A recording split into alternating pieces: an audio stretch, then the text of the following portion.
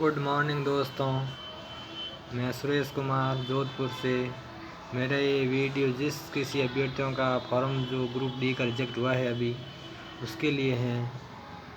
तो आप इस इंतज़ार में नहीं रहे जिसका रिजेक्टेड बता रहा है फॉर्म, उस इंतज़ार में नहीं रहे कि रेलवे अब और मॉडिफिकेशन लिंक देगा और इसमें अपना संशोधन हो सकता है। तो ऐसा अभी मुझे नहीं लगता है कि पॉसिबल है और ना ही वे ऐसा करेंगे। तो जिस किसी भाई का फॉर्म रिजेक्ट हुआ है उसका दुख तो मैं भी समझ सकता हूँ, क्योंकि मेरे अंदर भी ये आप बीती है अभी की। मेरे साथ भी ऐसा ही हुआ है।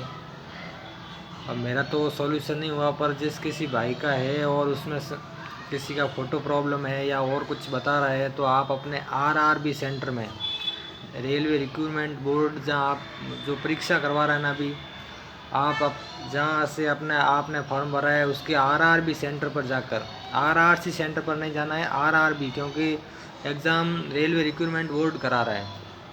तो आप वहाँ जाइए और अपना हार्ड कॉपी में अपना पूरा जो भी डॉक्यूमेंट है वो ले जाइए साथ में। एक तो आपने जो अभी रेलवे ग्रुप डी का जो फॉर्म भरा है उसकी हार्ड कॉपी होनी चाहिए, और आप एक आधार कार्ड की हार्ड कॉपी होनी चाहिए, और आपका जो भी फ़ोटो वगैरह है, जो मिस्टेक है वो भी साथ में ले जाइए। जो आपने उस टाइम फॉर्म में जो फ़ोटो रखा है वो आप साथ में ले जाइए भले ही। और उसके अलावा आपके पास रजिस्ट्रेशन नंबर वगैरह और जो पूरा फॉर्म भर रखा है उसकी हार्ड कॉपी होनी चाहिए, उसके बिना काम बहुत मुश्किल है। और इसके अलावा आप आपका जो फॉर्म बीच में मॉडिफिकेशन लिंक के टाइम जो एक्सेप्ट बताया था उसकी भी आप कॉपी निकलवा दीजिए स्क्रीनशॉट की। ये लेके आप वहाँ पहुँच जाइए। आपके क्या मिस्टेक है आप अपना रजिस्ट्रेशन नंबर वगैरह पर चेक करके क्या बता रहा है उसमें स्टेटस पे वो भी उनको दिखा दीजिए। यदि आपका फ़ोटो मिस्टेक है तो उसका भी आपको सॉल्यूशन मिल जाएगा। मेरे तो मिस्टेक दूसरी थी कि रजिस्ट्रेशन नंबर रॉन्ग बता रहा था, और वहाँ मैंने जाके देखा तो मेरी डिटेल नहीं खुल रही है। क्या मालूम फॉर्म भरने में कोई मिस्टेक हो गई तो वहाँ पर मेरा डेटा नहीं उपलब्ध था, तो मेरे साथ मेरा फिर फॉर्म नहीं भरा गया, उसमें कोई संशोधन नहीं हुआ। लेकिन मेरे साथ दो भाई आए थे और एक अलवर से था और एक शायद जयपुर से थे, तो उनके फ़ोटो मिस्टेक थी, वो उसका सॉल्यूशन हो गया और अब वो एग्ज़ाम दे पाएंगे। आप घर पे नहीं बैठें। यदि आपका रिजेक्ट हुआ है तो आप घर पे नहीं बैठें, आप इसका अपने आरआरबी सेंटर पर जाके आप इसका सॉल्यूशन करते हैं। यदि आपने 2-3 साल की मेहनत की है और ऐसे घर बैठ के बर्बाद करना अच्छी बात नहीं है। तो आप ज़रूर एक बार ट्राई कर लीजिएगा। नहीं होगा तो अपन 500-1000 रुपये का खर्चा आके वापस घर आके ये तो शांति से बैठ सकते हैं, अपना दूसरा कार्य कर सकते हैं कि अब रिजेक्ट हो गया भाई, मुझे दूसरा कार्य अब करना चाहिए। लेकिन अपन के वो फिर मन में रहेगा, क्या मालूम मैं वहाँ जाता तो शायद संशोधन हो जाता।